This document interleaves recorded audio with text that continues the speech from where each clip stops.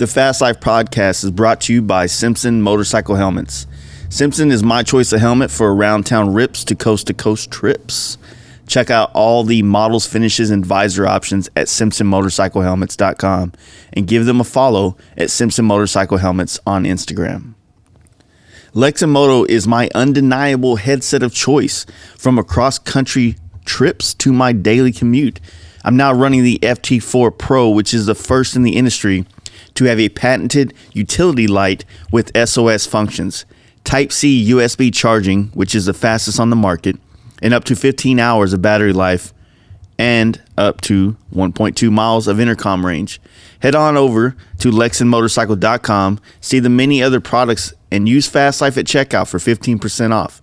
You can catch the team at Long Beach, Chicago, and New York IMS shows, as well as on Instagram at Lexan Moto.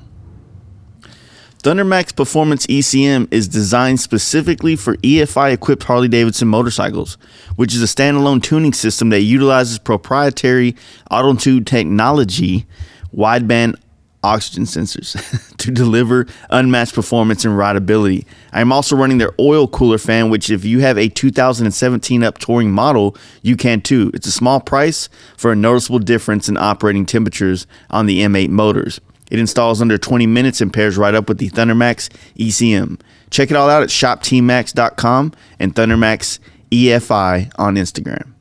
The Team Dream Rides. If you're looking for a shop to build, maintain, repair, or upgrade your Harley-Davidson, John Jessup is your guy. His shop in Stockton, California is the spot for in-house dyno tuning, parts, and bike sales. Check out their extensive online store at teamdreamrides.com, which is offering 100 days same as cash financing on all products. All you need is a job and a bank account. And don't forget to use offer code FASTLIFE for 10% off and give John and the team a follow at DreamRidesJohn on Instagram. Paint Huffer Metal Flake is the industry standard when it comes to flake. Check out painthuffer.com. Use FastLife12 at checkout for 10% off. Follow Paint Huffer Metal Flake on Instagram and stay up to date on all the product releases and the works of art produced by many artists from around the world. And don't forget to check out the new flake just released from Poland Designs, which is one of my favorite painters in the industry. They just released a flake that he more or less designed for the company. So check it out, painthuffer.com, Paint Huffer Metal Flake on Instagram, and FastLife12 at checkout for 10% off. Big Bear Performance is the go-to for high-quality performance parts for your FXR, Dyna, Softail, and performance bagger needs. Along with being the industry leader in Olin's suspension sales, service, and tuning, check out BigBearPerformance.com, and you can always give Kevin a call and get the info and answers for your motorcycle's upgrades at 909-479-7788. And give him a follow on Instagram at Big Bear Choppers.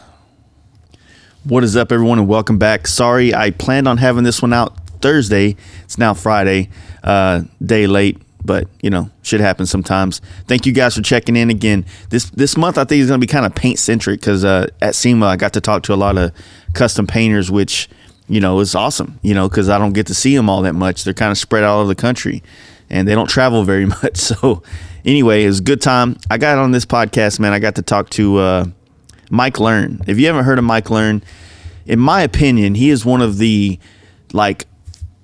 he created a lot of badass shit in the 2000s with the chopper kind of movement and the custom paint industry. I mean, I've been a fan of this dude since the moment I seen his work on fucking MySpace or Facebook. I don't remember how. It was a long time ago. But this dude does some amazing work, and he's always been one of the kind of blaze his own trail in the industry, which I've always admired.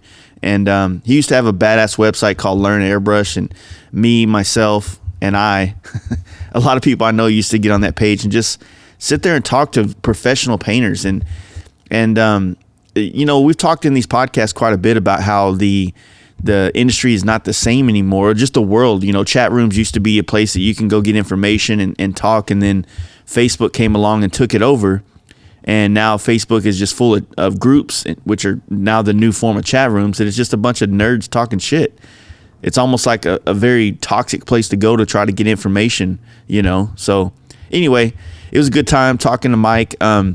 I also want to remind you guys on our Patreon to check it out. It's been growing, and I appreciate that shit so much.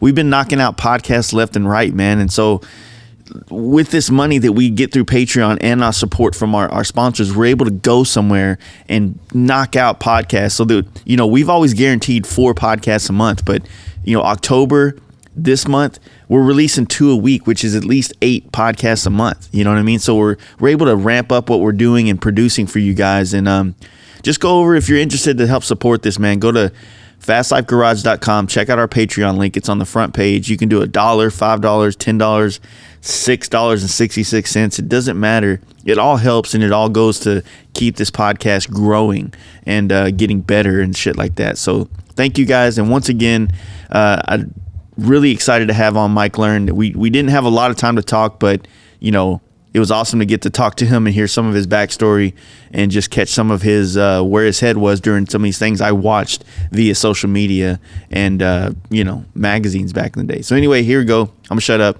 Mike Learn, here you go. Hey guys, you ready to let the dogs out? Fast Life Podcast. Well, Mike Learn, Micah Learn, is that? Yes. Okay. You got that last name that people got to wonder if it's like a stage name or not. Yeah, it's definitely a prop. So I guess just make it easy to start talking. Like, where did you start from, like art wise? Like, were you always from Phoenix, or did you move there? I grew up in northwestern Pennsylvania in Erie County, and I started airbrushing when I was about 10 years of age up there, and you know, just started off with like testers, model paints, and airbrushing, you know, camouflage on model airplanes and tanks and cars and stuff like that, and then it just evolved from there, to be quite honest. So that was kind of the influence, was the model cars, and you know, early on, yeah, I would say more military type of model building, doing camo, building dioramas and that type of stuff, you know, as a kid. And then I went to the Mill Creek Mall one year with my mom for Christmas shopping, and there was a guy airbrushing Frank Rosetta's Unchained. Yeah. That one where he's sitting on the snake, he's got his arms kind of peeled back, Conan. I watched this guy for a couple hours, and I just picked his brain the whole time I was there. You know, he's probably like, "Hey, get out of my hair, kid," you know? But yeah, he kind of got me going on the motivation to do more than what I had been doing with it. And so I started airbrushing t-shirts and my mom's clean bed sheets and stuff like that when I was a kid, you know. So you got an early start at about 10 years old. That's pretty good. I did, and it was a real pain in the ass at 10 years of age because I didn't have a compressor. Were they using CO2 cans and stuff back then? CO2 cans, and then I finally found that the coolest device on the planet was to run off a spare tire. Yeah, but I had to, whenever the spare tire would run out of air, I'd have to either roll the spare tire down to the corner gas station or... How many hours did you get out of it, if that? Oh, gosh, I don't know, maybe 2 hours at like bad. 20 PSI, 15 PSI, somewhere in there, real low pressure. But, yeah, I mean, I would crank the strategic limits of that tire, you know, whenever I had the opportunity to. It would be That's pretty cool. 65, 70 PSI on a big old Ford truck tire, you know. So from there, what was the next progression for you? I started, my relatives and friends and neighbors, they started to see the work I was doing on T-shirts I had been wearing, I was painting. And then when I was in high school, I had a really great art teacher who pretty much just unleashed me, let me do whatever the hell I wanted to do. Yeah.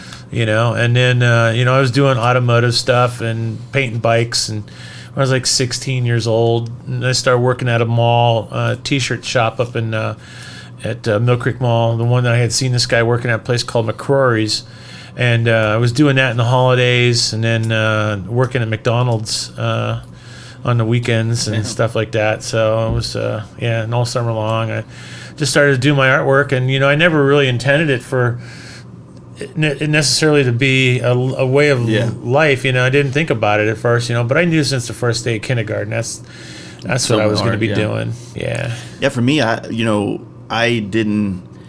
was into comics as a kid, you know, late 80s and stuff. That's what was my big influence. And then I got into sports, and then I used to draw shoes. Like, I wanted to be a the guy that drew the Jordans and stuff or created it. Mm-hmm. I would always, whatever I was into, I was always finding what the creative part of that was, whether it was playing sports, and then I got into architecture and stuff like that. But I grew up in a body shop, and nowhere ever did I ever see anything about airbrush or custom paint, because it was just like restoring old cars. We didn't really have flame jobs coming through. So I never saw the custom paint opportunity until all the Motorcycle Mania and Garage, Monster Garage and all that shit came on TV in the early 2000s. And I'm like, oh shit, like you could do art in this world. Like that's how disconnected the places I worked at were from the custom paint world growing up. So I got a late start. Well, for me, like when I was really, I would say like the mid to late 70s, I would go to car shows. Like they'd have like World of Wheels events. Yeah. And at that point in time, vans Yeah. were huge. And so there was a lot of inspiration out there to see it in these events, and as well as the application of which the airbrush was used. There were a few books out at that point in time, but there certainly wasn't any internet. But like I said, I had a really great teacher who, went to Edinburgh University, where I ended up going as well. And he kind of gave me a lot of things to work with that I hadn't previously been exposed to in regards to the airbrush. And that helped me out quite a bit. Did you ever like get interested in any other types of creating art, like on any other mediums or anything like that? Or I was big into watercolor painting when I was younger, and all through high school. And I was put in advanced art classes through junior high and stuff like that. So I was always being introduced to all sorts of different methods. Unfortunately, when I was going to school in high school, and then I went to university for illustration, it was at a transitional phase for me when everything was starting to convert over to being introduced into doing computer work. We were cutting film, and we had typesetting machines and stuff like that. I was paying like $100 a font for my typesetting machine. It weighed like 600 pounds. It was like ungodly huge. Yeah. And it basically would develop film, and then you'd paste it up and doing all that stuff. I was learning that at the point when the transition was starting to go into digital, and everything I had learned at college was pretty much defunct. So what did you go to college for? Illustration. Yeah. Okay, yeah. Well, yeah, I've always noticed that you've had like an illustration background. You used to do a lot of those T-shirts, like for, what was it for, like the Chop? It was like the magazine or something, or the. Yeah, we used to do a lot of stuff for the biker build-offs. Yeah, so you'd retake like logos and turn them into some kind of parodies. Yeah, exactly. We did a lot of Yeah. Did you get sued for one? We didn't get sued, but we got cease and desist letters sent to us a couple times. But Burger King was one. We did one for Hugh King, who did the biker build-offs, and we did the Chopper King, and Burger King didn't like that, and so they sent us a cease and desist. But on the other hand, we did another one called iChop but IHOP. Yeah. They bought hundreds of shirts from us for Daytona Bike Weeks, and that's cool. Oh yeah, so we sold them to IHOP, and they loved it. They embraced it, man. But other people didn't really get the connection. We were actually subliminally advertising for their businesses, because people would see the logo, they wouldn't catch the parody at first. And the first thing you seen was Burger King. That's what you thought. Yeah. Then you read it carefully. It said Chopper King. Yeah, it's good marketing. They just didn't get it. Yeah, no, they didn't get it. But we did have to stop. And we did a whole bunch of them too. We worked with a lot of customers and a lot of clients in the bike industry. We would take their business name and parody it into some sort of T-shirt design. Yeah. So did you not like see a future with custom paint, or was you just doing that on the side as a hobby early on, and that's why you kind of pursued the illustration background? I thought I was going to make more money and have a better career as a formal illustrator. And figured that having a bachelor's degree would enable me to do other things, like possibly teach for high schools and stuff like that. Yeah. But I ended up dropping out of college my senior year after meeting with my senior advisor, who pretty much kind of like turned me off from wanting to finish up my college. And while I was at college, I was studying Russian linguistics, and I took 3 years of Russian, and I took my ASVAB, and I got my security clearance, and I was going to join the Navy and become an interpreter, or transmission interceptor. Yeah. And just basically, sit in an island in the Mediterranean and, That'd be cool. scramble, transmissions and stuff. But I was also playing in a band throughout high school and throughout college. And so I decided to pursue my music career at that point in time and kind of let my art support my music habit. Yeah. How was that going into it? You have early on successes, or was it more of just a long? Oh, it was at the peak of MTV when they actually played music, and Yeah. everybody dreamed of being a musician. Whoever had opportunity to pick up an instrument certainly was inspired by that genre. And it was the '80s, man. That was a great time to be a musician. I had hoped that it would work out. I recorded some albums in the '80s, and I took a little bit of a break in the '90s when I moved to Arizona, and then when I moved up to Colorado, I started playing again. What was the draw to move to Arizona? Opportunity for work. There was a lot of motorcycle industry down there. It was big. Yeah. And I moved out there at the time when a lot of lowered Chevy trucks, the lowered full-size truck thing was huge. So I went to go work for a company called Dino's Custom Painting, and we were doing a lot of Volkswagens, custom restoration, and we started doing a lot of mini trucks, a lot of Chevy full-size, and it just escalated from there into painting thousands of bikes a year and doing all the Borghett's work. Y'all were doing Borghett's there. Titan Motorcycle Company. We're doing all their work, and then they offered me the position to go up and be their lead artist and run the paint shop. So I did that for a couple of years, and then I just got burnt out in the corporate world of all the empty promises of all this stock. I took a pay cut to go work for them, and they're like promising me stock. I never got my shareholder reports, and I finally called them on it and quit. Yeah. So then I went back to work for Dean's for a couple of years, and then I started my own business in 1999, 2000. Yeah. So how was it working in that era when the chopper thing was booming? The production line paint shops like Dino's and stuff. Like, would you say it was a good practice, or would you say it was kind of like more limiting you on creativity with the jobs? I think it was a little bit of both. I think that the experience and the magnitude of which we had to produce certainly increased our abilities, but there was a certain constant beating that we took to meet deadlines. And we worked from a catalog. When we worked for Borghett's, we basically had a catalog that we produced of work, and then customers would oftentimes just look like, I want something like that, and we've already done this paint job 100 million times. Yeah. So there was a lot of repetition, but with that, it gave us the opportunity to certainly polish our skills and stuff like that. It was a really challenging time, but it certainly helped get my name out on thousands of motorcycles. So you think it also helped you to kind of be more of I think in that area when you were kind of kicking off the chopper thing, I think a lot of painters were well-rounded, meaning they would airbrush, graphics, pinstripe, all the process of the paint jobs. And I don't know if it was as much then, but it feels like a lot of guys now are just an airbrush guy. Like they don't really dabble in stripe work or graphics. Like I had to learn how to run a vinyl cutter and do vector art, just like, your old website was a big help with that type of stuff. But so many of those type of things, man, like I don't know how much, like, did that help you do that there in those shops, like doing every aspect, or were you already kind of graphics, pinstripes, airbrushing? Well, I was always doing graphics and pinstripe or airbrushing, and then pinstriping was something that I had been doing, but I certainly wouldn't say that I had done it well.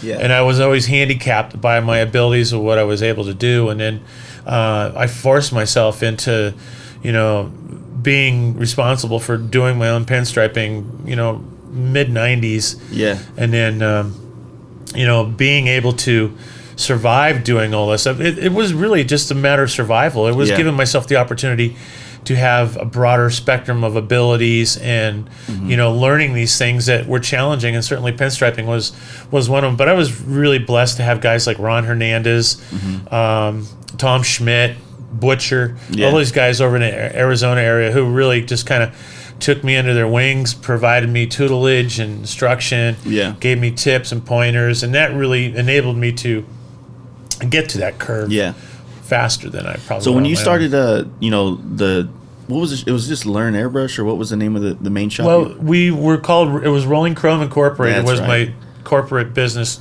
Yeah. umbrella, and it was just Mike Learn Airbrush Design. At that point in time, we were running a silkscreen printing business. And Yeah. doing a lot of stuff for the motorcycle industry, printing a lot of guys' shirts, and I mean, you know, you name them, we probably printed their shirts at one point in time. You know, and then it just got so complex. I had like 14 employees. You know, I was an overhead that was close to $50,000 a month. Damn. With all the employees, my rent, you know, AC, trying to keep the place cool in the middle of summer. Yeah.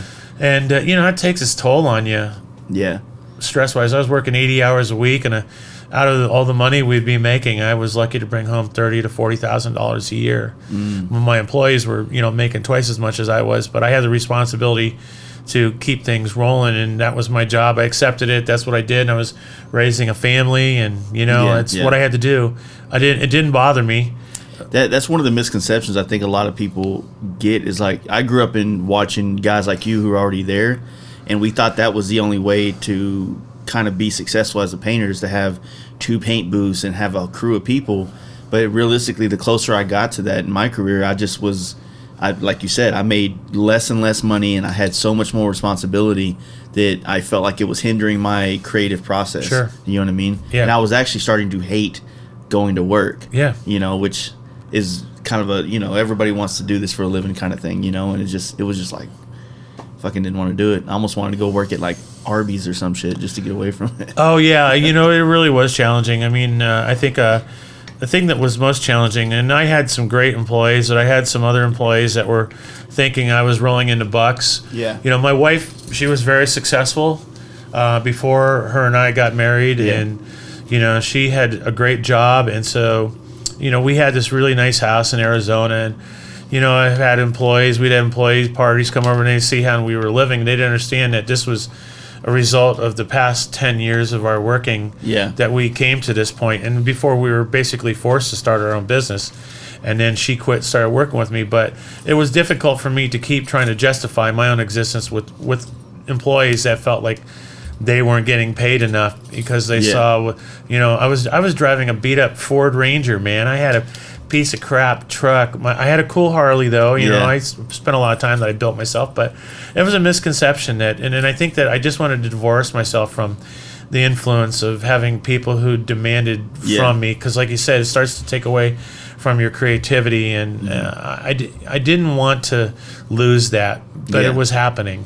So I felt like you got out of Phoenix at the right time, like, because that was right whenever things were starting to kind of go down and crash, and you know, your Area 5150s and your Dinos and all these big paint shops were kind of folding. You know, and it's just like, it seems like you did the right thing by downsizing, moving somewhere that's, you know, like I remember you saying, I was standing in your driveway and you go, that's why I moved here, and there's fucking mountains right there. They're just beautiful. You know what I mean? Right there in Boulder, Colorado. Yeah. So how, you know, did you see it coming, like the kind of crash or that era kind of coming to an end in the chopper thing? Certainly. We saw a lot of that slowly trickling off. A lot of the rise of the chopper scene and the success of the motorcycle business was actually kind of revolved around how fast a housing market was growing, how fast housing values, property values were going up.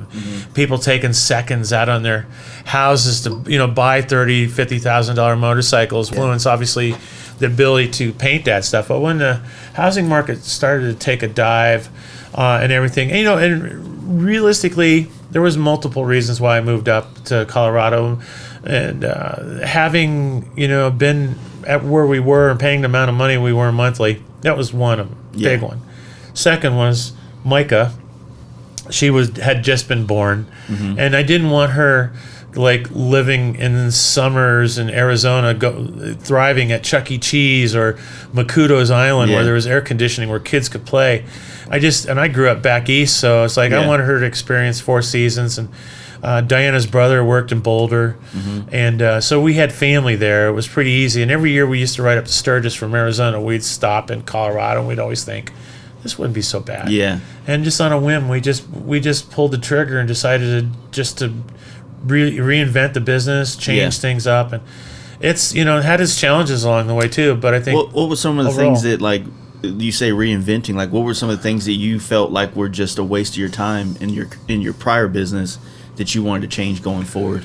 Well, trying to keep 14 people busy was certainly one of the Yeah. biggest things, and you know, trying to keep quality smooth throughout the, you know, all the steps and all the procedures that we're involved with. We were doing fabrication and Yeah. you know, all that stuff too. So you know, building gas tanks and doing rolling chassis and stuff like that too for people. And you know, I think I guess, you know, there was so many different things, but creatively I wanted to be able to kind of just slow down a little bit. Yeah. You know, it was just becoming a rat race, dude. And some of the choppers you used to do, I mean, just the frames, everything was kind of made, like the tanks would flow into the side of the seat. And Yeah. you'd have all these, you know, whether it was like a Celtic design or other designs you'd make on, you know what I mean? Like, these things all flowed front to back and on the frames. And so I could imagine looking at each one of those lined up going like, fuck, man, that's like, you know, it's so much work, you know, to do all that stuff. And I don't know if you get burned out on something like that after a while. I of enjoy that. canvas. No, I mean, I looked at, I mean, just as much as I do now, building guitars and you know, fabrication. I look at as 3D sculpture. Quite honestly, I enjoy that, building the canvas in which I am, you know, providing myself to do artwork Yeah, with. yeah. I enjoy it. I still love doing. I love building Volkswagens and, you know, building the guitars and building Yeah. bikes. You know, but my directions in the bikes have changed. I just think that the motorcycle industry got so fruity tooty with all the trends, the 350 rear tires, the 36-inch front tires. I just think it's gotten so Yeah. absurd, and the steps and progression of those particular trends is just how much bigger can we make it? Yeah. It's not really aesthetically doing anything for the bike. It's Yeah. just becoming levels of absurdity of which we're willing to tolerate. Yeah, exactly. It just became this very materialistic thing, right? sure. And bikes to me always had a very essence of just a soul to it, riding it, being with your buddies, whether it's hanging out in the garage working on it or riding to Sturgis on it. Like, that was cool. But then Yeah. it became well, I don't want to ride it. I don't want to mess it up. I don't want to do this. I want a show bike. I want to be this guy. And I felt like those guys kind of burned me out on the motorcycle industry up and down a couple I think times. so. I think that's a big part of it too. I think that the nature of the customers who we started to work for, they didn't quite understand the real basis of being a rider. Yeah. It became more of a status symbol and more of a placard of prosperity. Yeah, That you know, I didn't really get into myself. You know, I did enjoy being a part of the crowd, but it was difficult for me to constantly bite my tongue. Yeah, You know what I yeah. mean? And I'm not necessarily the one who speaks his mind very clearly at times. You know what I mean? My wife will tell you that I often open my mouth before the words have been considered, you know? So, Yeah, your daughter can tell you that. but yeah, so I mean, a lot of things changed in the bike industry, you know, and so I don't work for bike builders anymore. Yeah. I just won't do it. I just don't want to do it anymore because Yeah. they're up to drop the stuff off 3 weeks late. It's never quite ready, and then they want it like 2 weeks earlier than and then they don't want to pay you when you're done. They got to wait till funds or they get back from Daytona and stuff. So I just won't do it anymore. Yeah. I mean, God bless them for still doing what they do, and it's nothing personal. It's just that I just don't choose not to. Yeah, chasing money around. Yeah. Yeah, that's we stopped kind of messing with the bike shops because it was hard for them. It was hard for them to pick us based on our artwork. You know, because I think the age of like a bike shop having their dedicated painter is kind of over. Yeah. Because most of us using social media, we've cultivated our own audience and our own customers. They want our style and our look. And I felt like when we would do a lot of bikes from a shop, then we were always forced to do whatever that customer's idea was, and it might have been like your paint job, but it's coming to me, and now I got to try to do a Mike Learn paint job, you know? Yeah. And I like the fact of having my own customers now. That way, I get to live up to my own expectations. And, Certainly. you know. So when you moved up there, and I mean, this is also around the time that you kind of started doing. I had some of your original videos, like with. I remember it's this orange panel. It's like a orange panel with some stuff, a design, a gold leaf stripe on it. It was one of my favorite, like, simplistic ideas, but color palettes. I probably did that paint job like 8 times in my life. You know what I mean? So the videos were really badass, and it kind of evolved. Did you start seeing success with doing the teaching that way, or? You know, initially, I think that we entered that market, and it had already been going on for quite some time with Airbrush Action. Yeah. And I was teaching with those guys early 2000s. Working with Dennis Mathewson and you know, quite a few, Jonathan, you know, Javier, you know, Vince Goodeve, and they were doing the videos, and I was approached to do the videos for them, and I looked at the amount of time, and I'm like, and I'm just the type of person, I'd rather just do it on my own rather than count on your paperwork and your accounting to tell me how much I'm owed. Yeah. You know, so we started doing that ourselves, and we opened up the Learn Airbrush website and had our own store selling the videos, my own airbrushes and product lines, stencils and stuff. And we were working with other artists as well, like Rod Fuchs and Nub, who we teamed up with doing designs, Dennis as well. And, you know, they were a big part of the community at the time when forum-based internet was big, before social media kind of came in and just wiped it out. We talk about that shit on here so much about how that was that way, but I honestly feel like now we would love to have that again, because Facebook chat rooms are the absolute worst place to get information from. Yeah. Nobody, like, there's no accountability on there. You know what I mean? Like, when you have a forum like what Learn Airbrush was, and it's like people were forced to kind of be chill and cool and respectful. And now it's just like Facebook is just like, it's all about opinions and not about listening at all. So it's, you know, like, I think that the forums on Facebook in that world is kind of, it's killed the chat rooms that we kind of all grew up with, but I think that they're too loose. You know what I mean? Yeah. And but also you had so much other stuff. I mean, you had a paywall in some areas that allowed a lot of content. I remember I was a part of that for a while, and you're able to get downloads. Like, I still have some of those vector downloads in my computer at home. You know what I mean? Like some chains and shit like that. But it was cool because you also, like, seemed like you went with the times. Like, as the plotter became more of a necessity in some of these areas of custom paint, like, you started teaching those classes for that as well. Yeah. You know? Yeah, that's what I started teaching with Airbrush Action in like 2004, right after we won the Easy Rider Painter of the Year award. People started accepting the plotter as a tool within a rather deemed old school industry. You know, we wanted to cross that over, because technology, you're either gonna embrace it or it's gonna stomp on you. And the demand at which we were needing to do what we had to do, the plotter was integral to being successful with the level of volume of work that we were doing. There was just no other way. Even today, I mean, there's just no way I could do the stuff like the Dead and Company and the Grateful Dead stuff. I mean, the magnitude and the designs that they send me, there's just no way I could do that without a plotter. Exactly. Zero. And you always stuck with the Roland plotter, right? Yes, yeah, Roland. You know, I started off before the Roland. We were running Isle Line plotters back in the day. Yeah. Some Graph Tech, some Suma. Yeah. And then started to do work with, actually, here at SEMA one year, I was doing demonstrations for Roland when they used to come here and set up for the stuff. But and then I transitioned strictly to Roland from that point in time, and I've had the most success with the plotters. And I think their real advantage has always been keeping up with Windows changes. Yeah. You know what I mean? I think that they keep up with their updates better than a lot of other companies. So I bought my plotter in 2006, and it's a Vinyl Express from like a Sign Warehouse. It's a big conglomerate warehouse store in Texas. And I have a computer that I bought at the same time that I've never put on the internet. It's like running Windows 64, and I don't change shit on there.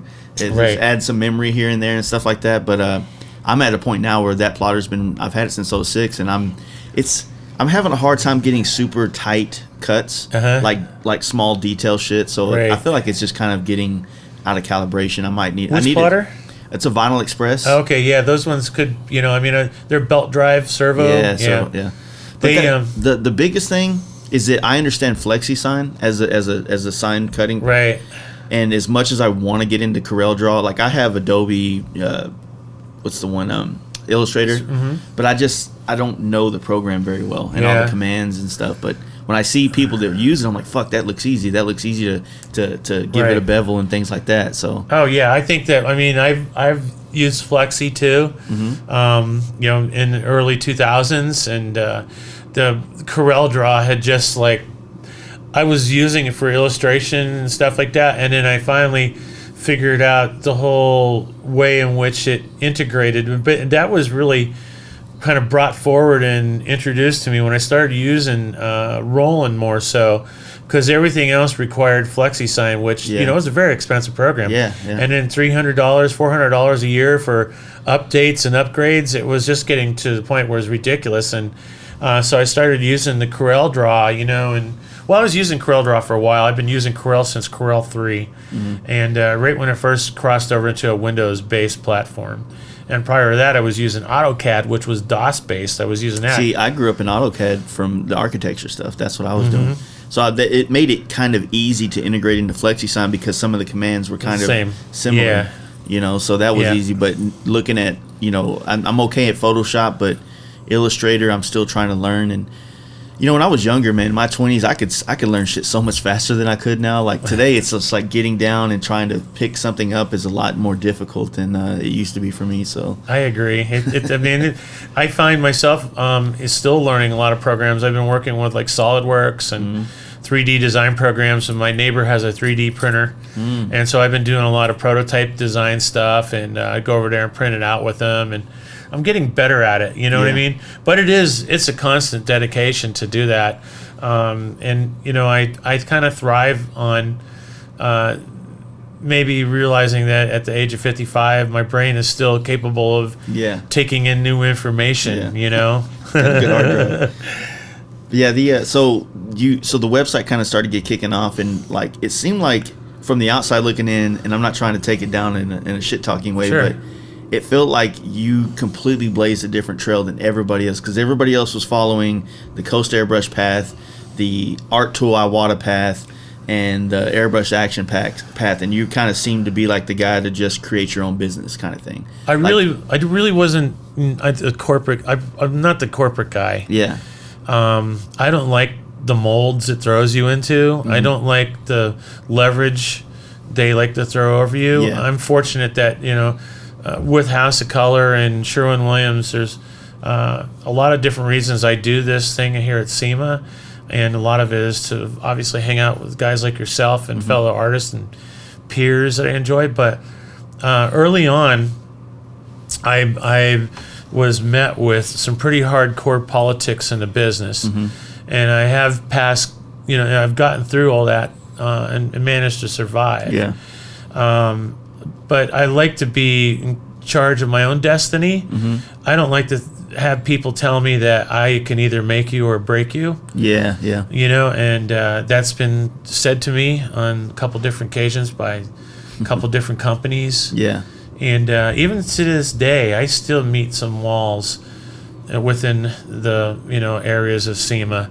Places where I'm not welcome, you know. And that's sad because, like I said, I feel like you just were smarter business-wise, and you wanted to rely less on other people allowing you to make it than just taking it by the helm and doing it yourself. You know what I mean? And that's what it looked like when you started taking the rich pens and you customize them. Like I did not think, because I had tried all kinds of airbrushes at that time, and what was the main? Was it the Mojo? Was the big bad boy, or what was the name of that? Mojo was the initial drive on that, and at the time I was working with Steve Angers, who was the importer for Rich Pen, which was basically Bear Air, Airbrush.com. They had a pretty big forum themselves. You know, I liked the fact that I could get the Rich Pen at a good price. I thought that, you know, other companies were kind of gouging the market. I won't come out and say who. I don't want to create any more, you know, but I felt that because of there was some areas where Rich Pen and other companies being manufactured, they had the same manufacturer. They were made on the same machines, but there was a level of marketing on some of the other companies that was costing the end user money because they had levels and tiers of marketing that were stepping up and keep having to raise the retail price to justify the 2 or 3 levels of marketing that they had to produce these airbrushes in the United States. So the fact that Rich Pen had one level of importation and one guy that I had to deal with, I was able to get the brushes at a very good price, and I was able to pass those along. I didn't try to put those brushes out on the market the same price point that other companies were doing at. I just didn't think that was fair. I wanted to produce a brush that people could get good quality and they could afford to replace the parts on it. So the Rich Pen now, unfortunately, I've been having to order them from Korea, and I've just been buying. I'm trying to get line on the parts right now because Bear Air is kind of fallen through with their sales and stuff like that. So they're still around? I don't think so. I don't even know if they're around. I've been sending people there. I've been sending emails out to Steve, and I haven't gotten anything. It's my understanding that he's done something else now. But I haven't even been able to get an acknowledgement back from him saying, we no longer sell these parts and stuff like that. So I'm working right now with communications with the importer in Korea who's bringing them from Japan and distribute them through Korea.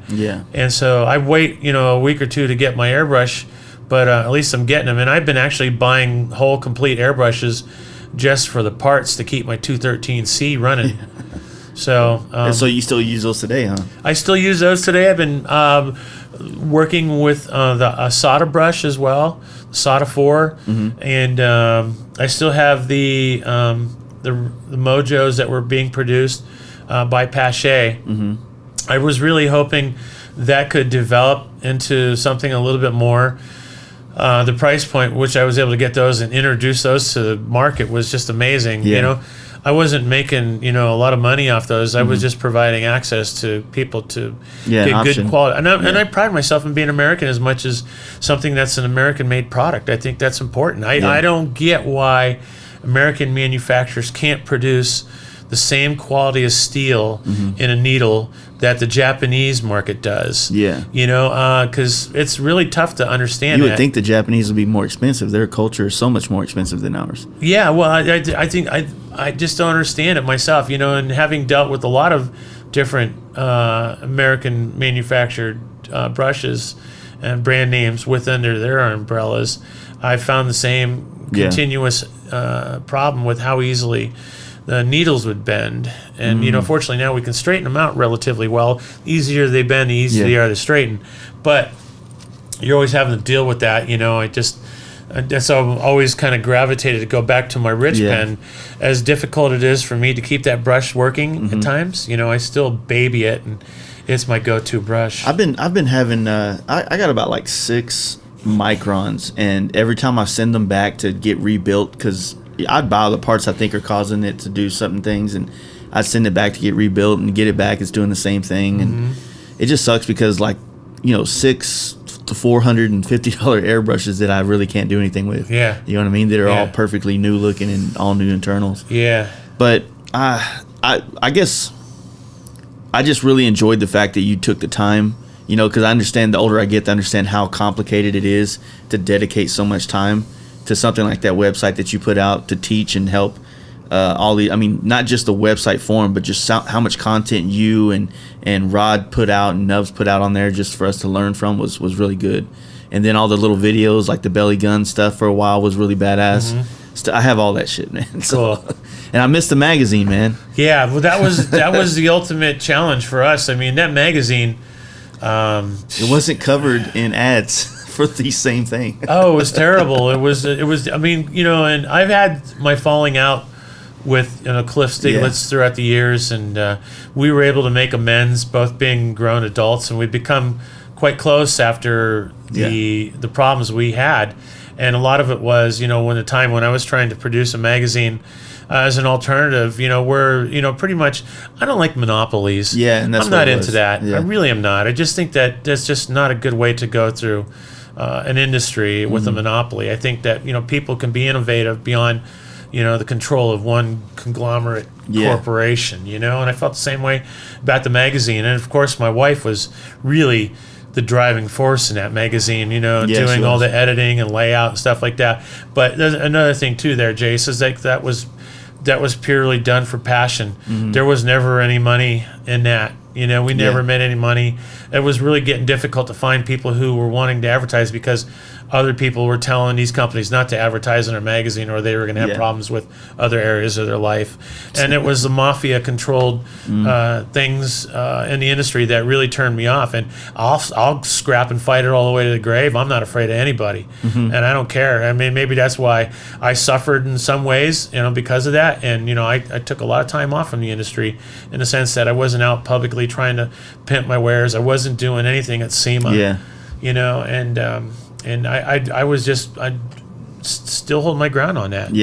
I agree. You know, I think that Airbrush Action was all we had, unless it was some European magazines, and it was purely 50% or 60% of it was advertising for itself and its classes. Getaways, I mean, so many pages, every magazine, and I'm just like, you know, and then you get the artwork or the artists, you know, they were, I don't know, I didn't like it. I didn't like it either.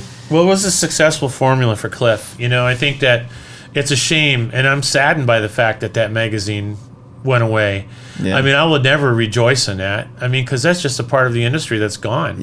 And it just kind of tells you something about what's happening in the world today with the revelations and increased dominance of social media. I think that, you know, it's sad for me to... I was teaching for Airbrush Action when that all went downhill. And, you know, fortunately, I've had other opportunities, too, you know, working with the Airbrush Art Circus and Rob, who's done a great job trying to fill the void. Fill the void and the gap of where all that just kind of fell apart. You know, I don't know if the magazine things will ever come together, but right now, I mean, Don Johnson's doing a really good job with the Airbrush the magazine, and you know, of course, we've got some great publications coming from overseas. You know, Linda Johnson's doing a fantastic job with her mag, and you know, everybody's really stepping up the game. I think they also recognize, well, there's a void we can maybe fill a little bit. I think it's been forced everybody to step up the game a little. You've gotten to travel quite a bit in your career, right? As far as overseas to teach and things like that. Like, what's that experience like? Just being, you know, anywhere. I think that anytime you go overseas, it's just great and humbling at the same time to feel that, you know, people are willing. They want you over there to teach. They invite you over, and the companies we are working with, and the challenges though is adapting to a 12-hour time change, you know, and going over, you know, I always had great friends going over teaching with me and stuff like that too. So it was a lot of fun, get to see other cultures and stuff like that, you know, but I can't say that it was any more satisfying. It was more of a thrill and an adventure. Like one particular time when I was over there with Rod Fuchs, we missed the train to go back to Oslo, Norway. And so we were at the point of where we almost had to hitchhike to get back to Oslo. And we had like maybe an hour's sleep the night before, because the sun stays up forever over there in the summer. And, you know, we ended up finally getting on a train, but the only train that was available left to us was the one right underneath the horn when they go over the crossing guards and stuff. They had to blast their horn. So him and I completely hung over, hours worth of sleep, trying to sleep on a train back to Oslo, and every 15 minutes it's like, you know, horn. Him and I were like, never get any rest. But it's those moments that, you know, we look back and reflect and, you know, just laugh about, you know. I haven't seen much from Rod. Is he still painting and doing stuff? Oh, yeah, Rod's doing a lot of different things. I think he's finding his own niche. You know, he's one of the guys, and you know, I admire who have just stuck to their guns, doing what they do, approaching their style, and always not conforming as much as they would have to deal with customers. Man, when he kind of just came on the map back in the early 2000s, at least in my world, seeing him, man, he just changed my perception of like how a skull should look. You know what I mean? His shit was always so badass and so cool and crisp and whatnot, and his dragons were always amazing. You know, so it was really cool. Like, I always felt like he was one of the best at doing that stuff. You know what I mean? Yeah, he still is too. I think that he's definitely defined himself, much as the way you know, Dennis Mathewson has found his niche throughout the years. You know, Fido, you can he's always done the same thing. He just does it with a little bit different interpretation, but they're very steadfast on the way at which they produce their creative, product. It was strange because like up until like 2008ish, it was like you, Rod Fuchs, a lot of these guys, and then guys like Corey St. Clair and all these guys come around and like doing this more depth kind of like pictorial kind of. It just kind of it happened the same way with the tattoo industry at the same time. It seemed like it like people went from traditional work and then all of a sudden now we're doing hyper realism and doing all this painting by numbers, color stuff, and I felt like it transitioned into the art industry pretty well. I think. Yeah, You know? I think definitely the growth that we've seen in the trends. You know, I mean, I think we're going back to the 1960s and 70s once again. I think that the lowrider market, you know, that genre of paint effects and tape outs and stuff like that. I think it's gone back, 4 decades. It has a more classic style. I mean, I guess that things just got so tribal. Yeah. From people wearing affliction clothes, it just it got too much too fast. Totally. And I think it's made it hard for people to look at those paint jobs right now. Even though I look back on it and think about the times they were out and how badass they were, it's like everybody wants panels, leaf, pinstriping, and airbrush done in a very, very clean way. Yeah, we were doing a lot of we were actually designing shirts for some companies too with our tribals and stuff that we were doing, and we saw some of that, and of course we were doing our own shirt printing and stuff like that. But yeah, the trends are what they are, and it's certainly based upon what people are willing to pay for, and television exposure certainly has a tendency to create the change in the market too. Yeah, it's definitely been changed. So when you started, when you got settled into, Boulder, how long until you really started diving into doing the guitars? Because when I came by, you had all these prototypes going and shit hanging everywhere. Yeah, so you're already full force in it. Well, the last few years working at Dino's, I was building my own guitar. I've been building guitars since high school. Wood shop in high school, I started building guitars, and I was building them through college as part of my 3D design classes, and they allowed me to create and engineer the guitars that I was building in college, and I was constantly building them.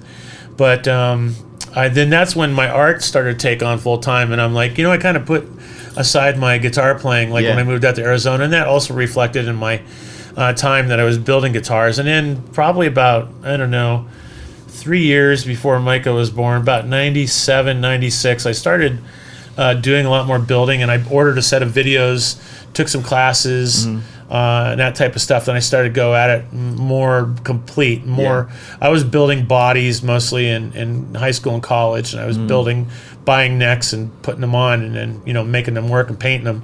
But then at that point in late 90s, I started to do everything from scratch. I started to invest all my spare money into machinery and advertise, as a small business.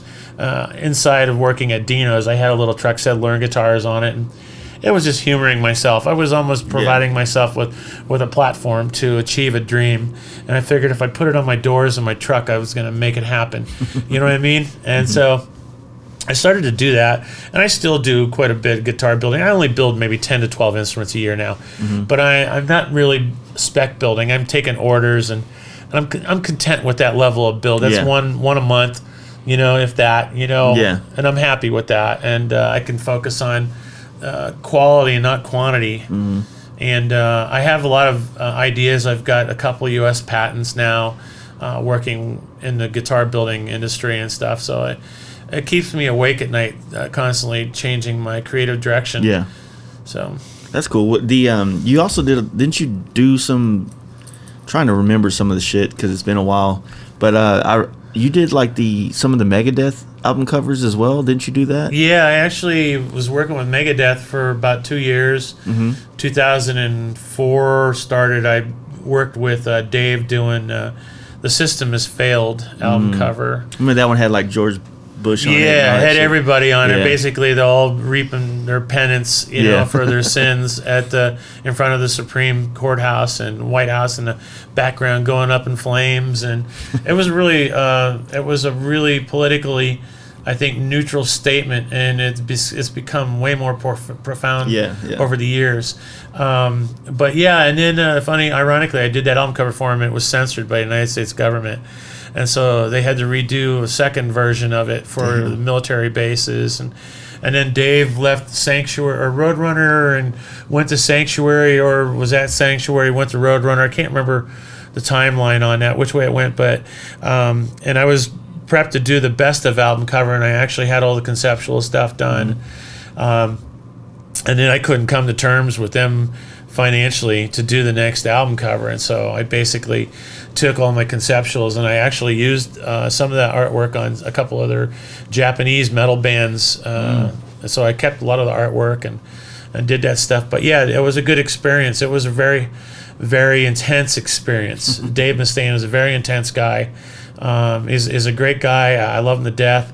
I miss working with him. I hope he's doing well. He's battling throat cancer right now, and his treatments are going well. That's cool. But he gets a bad rap in the industry, but he's just stern on his own direction and vision that he has for his own success, and I applaud him for that. Yeah. I learned a lot from him. Yeah, I agree that, sticking to your guns, man. What do you think about, I had a question there. I kind of lost it a little bit, but playing with all these different types of outlets, from building a guitar to painting a bike or, something else to being this, creating art, album covers, things like that. Is it helpful as far as like never getting burned out on certain types of projects, or what would you say about it? Just being versatile. I think that's key to success. Yeah. I think if you just, put yourself into one particular genre, I think it puts more stress on you to maintain that in some way, shape, or form. Having diversity oftentimes provides you with the opportunity to creatively explore your own mind and things that you envision for yourself. It's amazing what you can, create when you don't have the boundaries that you put yourself in. So I think oftentimes, for me, it was dictated strictly by market sometimes too. When the motorcycle market started to dive, I was like, I had to anticipate that. So fortunately, I was already doing the guitar stuff, and I was working with Jackson Guitars, Charvel Guitars, Fender Musical, and stuff like that. And as the motorcycle industry started to taper, my guitar stuff started to take off. Yeah, and it's filled the gaps, and it's not so much seasonal work as well.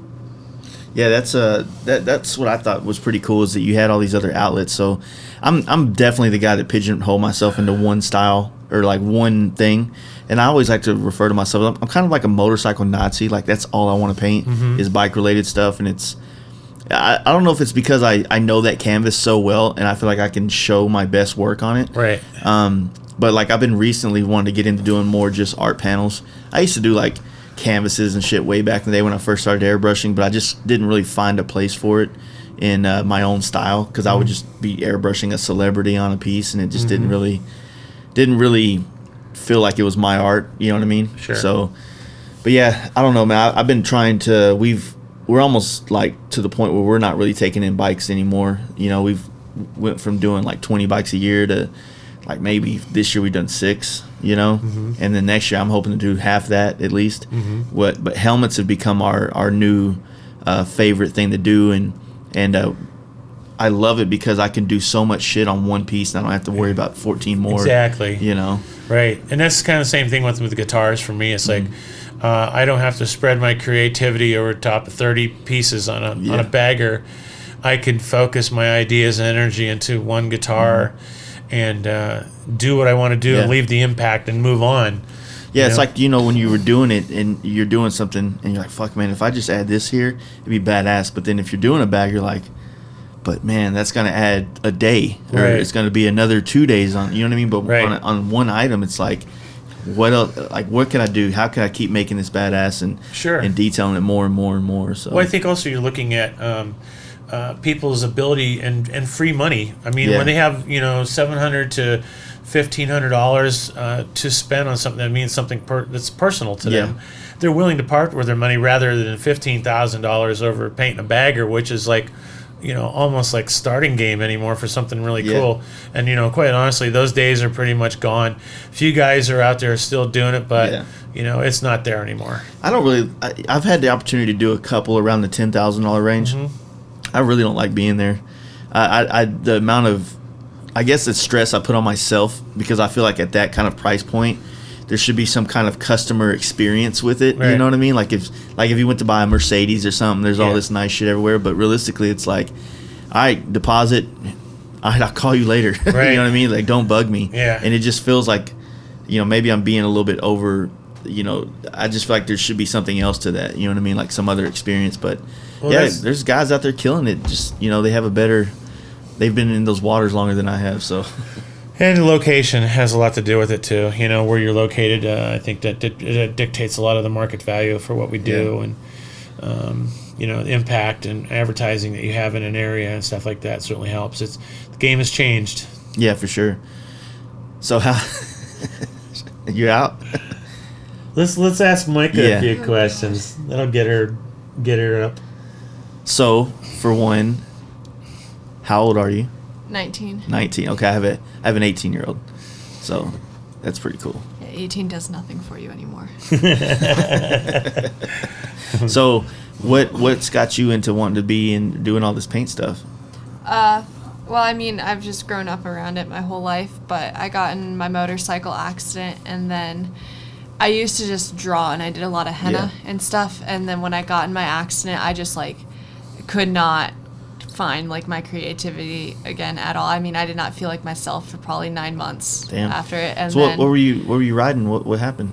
I was riding an SV 650, and then I was going through an intersection, and some lady was yielding to turn left. She didn't. All right. Yeah, here we go. All right. So you're riding through a intersection, and the lady was yielding, and then she. Yeah, she was yielding to turn left in the opposite direction. She just didn't see me, or I don't know. There's a lot of confusion with that part of the story because I was riding with one of my friends, and he did stop at the light, and I didn't. But I locked up my rear brake, and then I slammed into her car. I was immediately unconscious, broke 23 bones. Damn.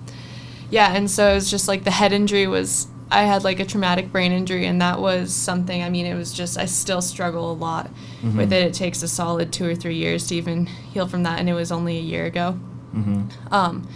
And then in February, he took me to an airbrush action thing, and just The art circus. art circus, yeah. And so for shits and giggles, got me into the pinstriping class, and then I don't know, I just had a nick for it, Yeah. and that was the first time in 9 months that I actually felt oh my god, Yeah. I'm doing something. I'm actually my brain is working, and so yeah, that I just got hooked on it from there. And I think also too is when she was doing the henna work that she was doing, I was really impressed at her interpretation of line and composition. I just thought was amazing. I'm just I didn't want to push her to say you need to do this more, but it was just obvious to me that she had a natural ability to do that and interpret it, and in her own way, she's gravitated to the brush rather than the the henna airbrush. style. Were you doing it on people or just on things? Yeah, I mean, I would do full sleeves on myself and stuff like that. My friends would come over and ask me to do it. People paid me to do henna and stuff.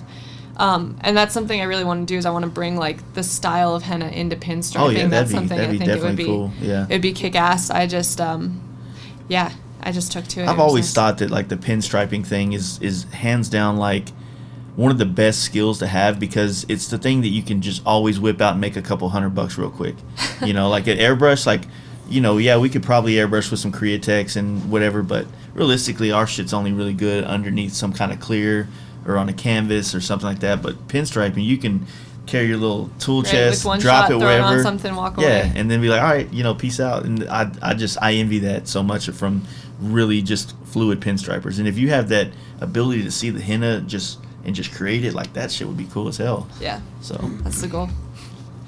are you finding working with the brush is pretty easy? For the most part, I actually really hate daggers with a Yeah. passion.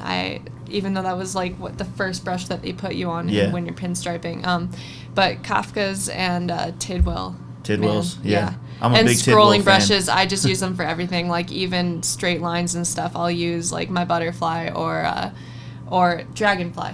Not Dragonfly. butterfly. Yeah, the dragonfly or my Kafka. Yeah, the dragonfly brushes are probably one of the best things that came in. Yeah. And Tidwell stuff as well. I'm one of the Tidwell's favorite he's one of my favorite artists. I guess Yeah. I was mixed up there, but that stuff's fun. I have a hard time working with long, scroll type stuff because I grew up on daggers. So I feel like I have more control of the dagger than a big scroll brush. Yeah, and like when I went to the class in February, I took to the dagger. I was like, oh yeah, this is the shit. And then was scared to death of scrolling. I was like, oh my god, I suck at it. And then the class we went to, what was it, in May? Texas. Texas, yeah, the one in Texas.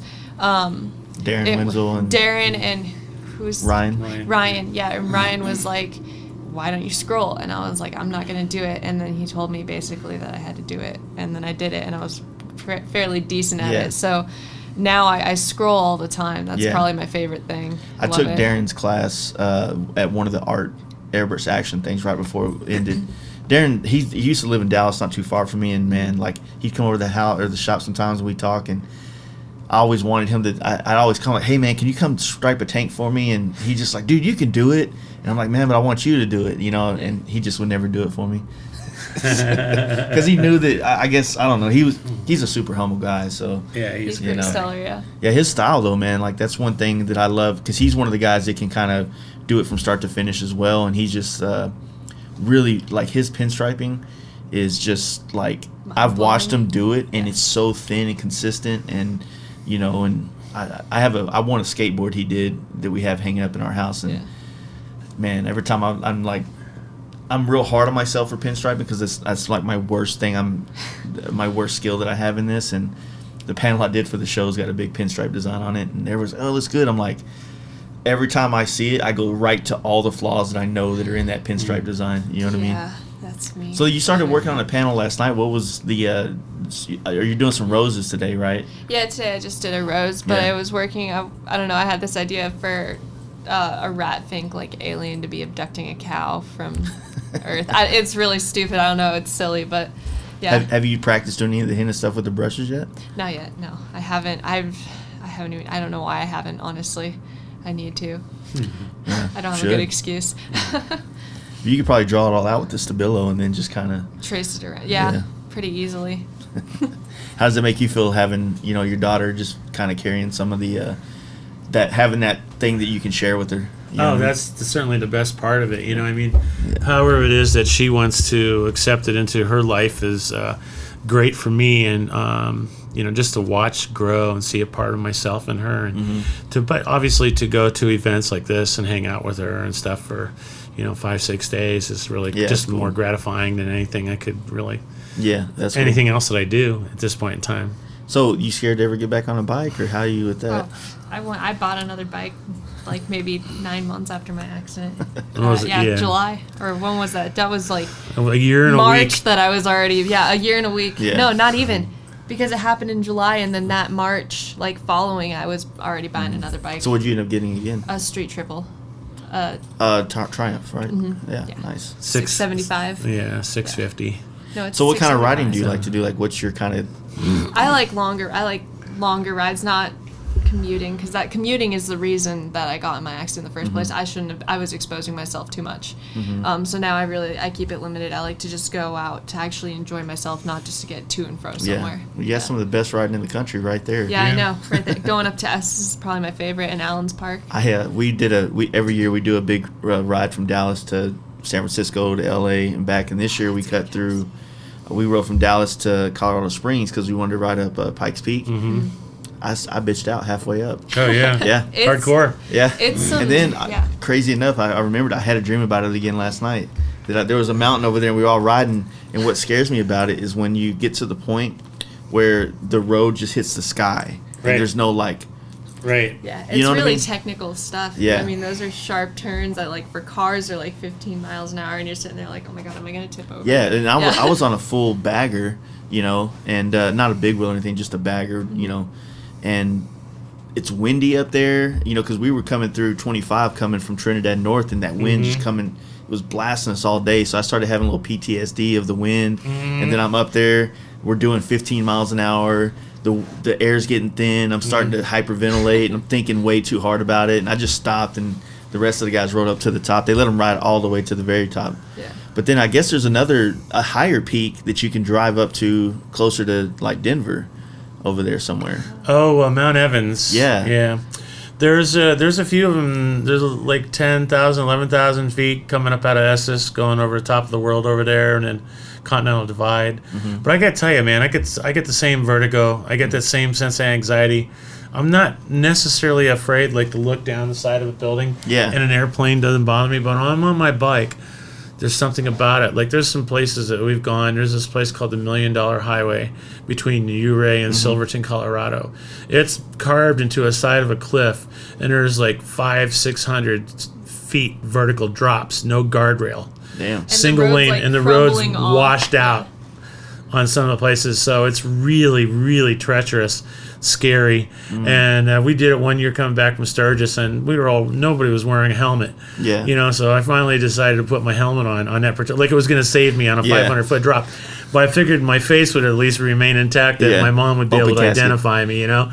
But there was some places, like even like Yellowstone, coming down the backside of Yellowstone into Cody, Wyoming, same thing, big, huge drops, and it was just like, you put up the blinders and you just stay Yeah. focused on the road. Don't look to the right. Don't look to the Yeah. left. Just stay focused and deep breaths. Keep your breathing going. Yeah. You know, and that's the thing about the elevation. As soon as you get up there, you're trying to battle your Yeah, exactly. calmness. You know, and your control your breathing. There's no air. Like from where we stopped and then rolled back down, I had, we all kind of ride like Dynas and baggers that have like full, suspension and stuff on it. So our whole kick is like riding these bikes like sport bikes, even though technically they can't, but it's just something that's fun, because of all the torque that comes on the V-twins and stuff. You just feel good getting around corners and shit like that.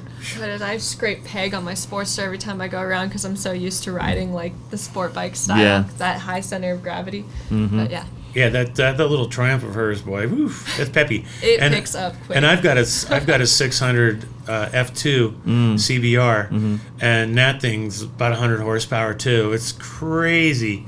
In fact, that's one of the things that she rode that thing, and she was like, "Oh, I shouldn't have never let her ride it." I know I Probably. accidentally did a wheelie on that. Like one time, just crossing the intersection, it picked up and Yeah. I went for it. It was Well, that's cool that, like, man, I ain't gonna lie, man. I'm scared for my wife to ride. You know what I mean? And like, she took the classes and stuff, and she told me what she was kind of worried about.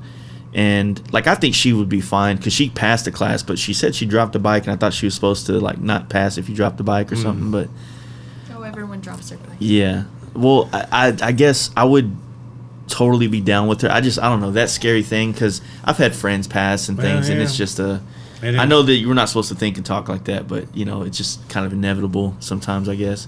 But I had a close friend, real close friend, that moved to NorCal, used to live in Dallas, and I stayed at his house for a month while I was painting bikes up there, and then I left, and he, in Cali it's all helmet law, so he had a nice helmet, but I picked one of those little novelty little dome helmets up just to run around on a bike with him while I was there.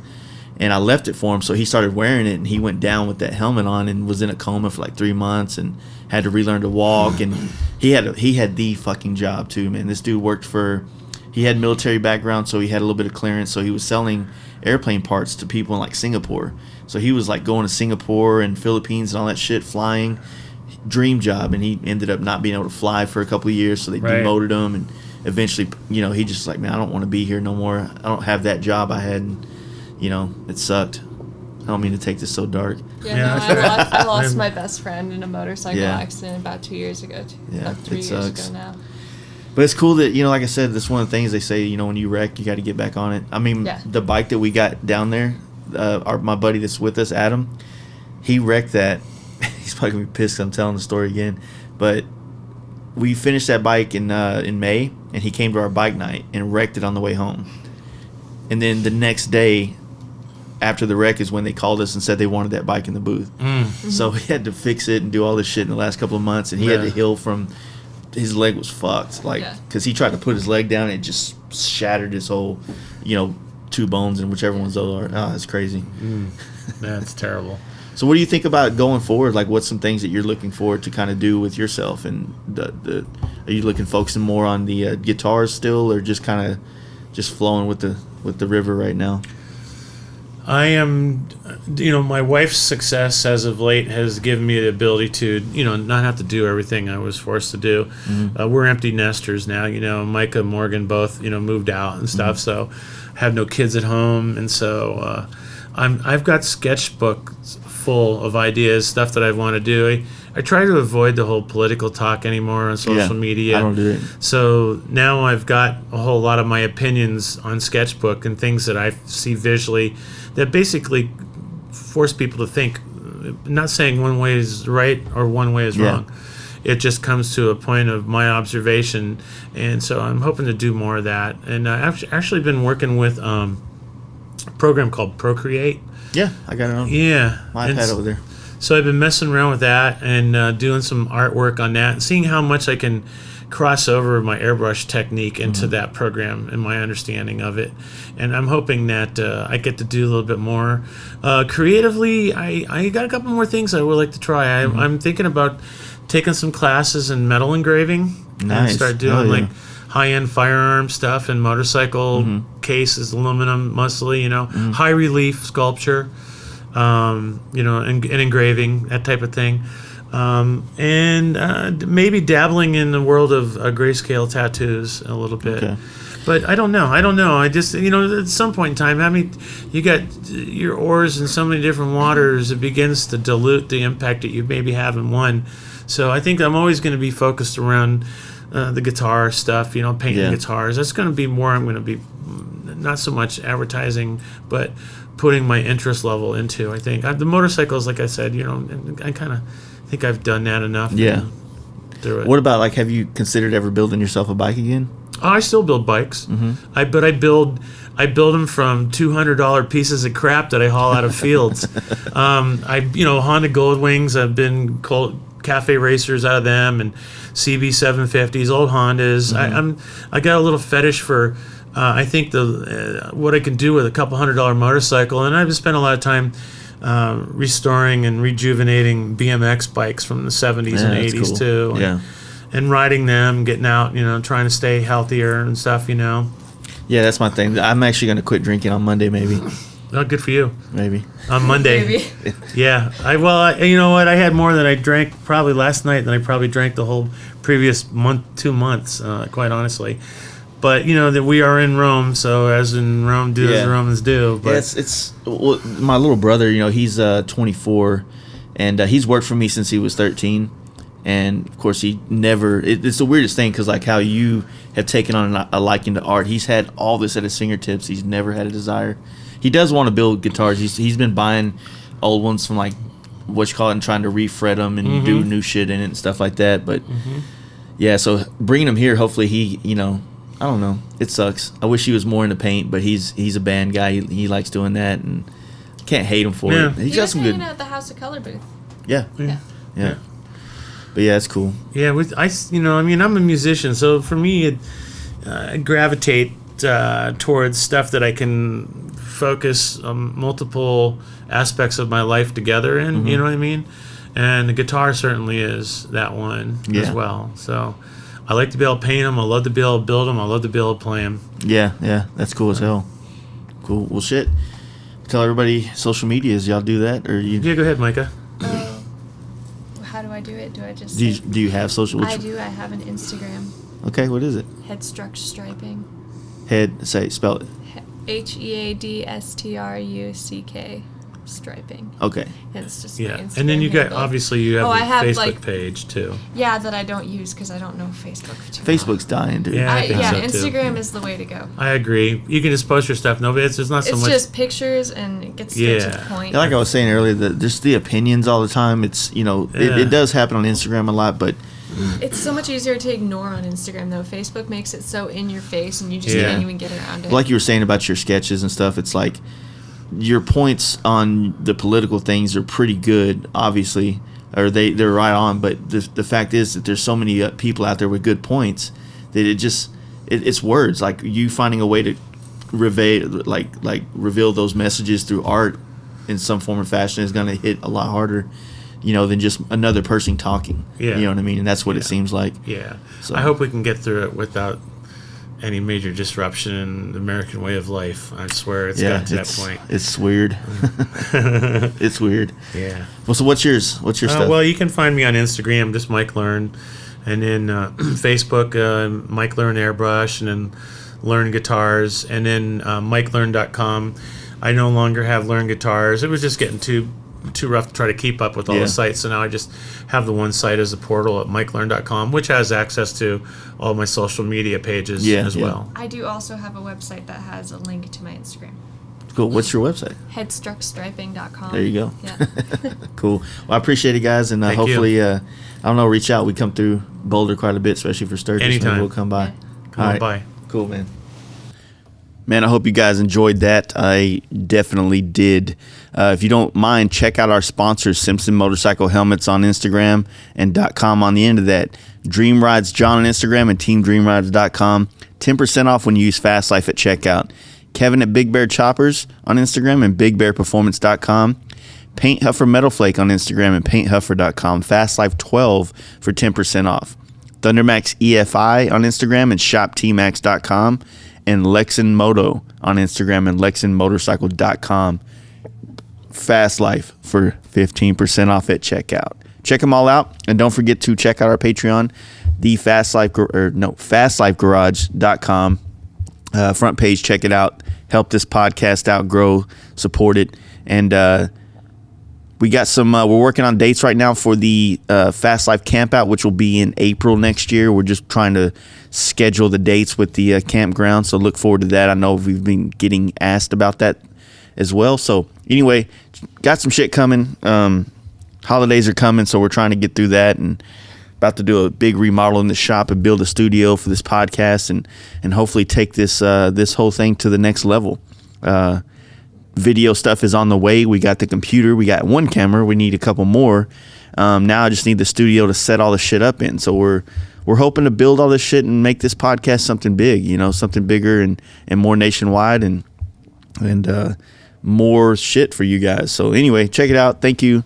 Gonna shut the freak up now, and you guys have a good weekend. We'll see you on Monday. Peace.